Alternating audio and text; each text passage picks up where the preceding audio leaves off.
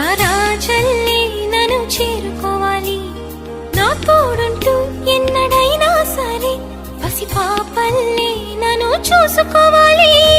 అమ్మలోన ఉన్న కమ్మదనం వెన్నలోన కలిపి నాకు ముద్దు ముద్దు గొరు ముద్దలు పెట్టాలి. ప్రేమలోన ఉన్న తీయదనం ప్రేమతోటి తెలిపి చిన్న తప్పు చేస్తే నన్ను తీయక తిట్టాలి.